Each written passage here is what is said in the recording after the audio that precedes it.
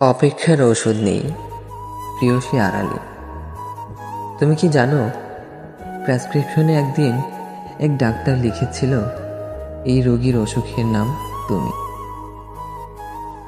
আর ঔষধের ঘরে লিখেছিল অপেক্ষা দিনে 3 বার, খালি মনে।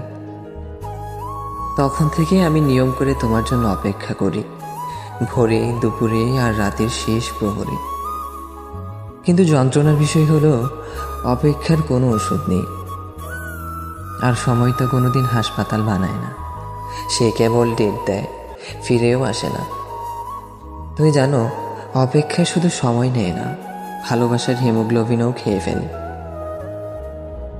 আমার ভেতরে এখন ক্লান্তি জমে আছে, একটা মলিন হাসপাতালের করিডোরের মতো।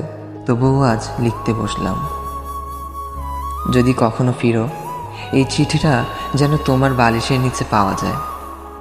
তুমি আমার অসুখ, আর এই চিঠি তোমার প্রেসক্রিপশন।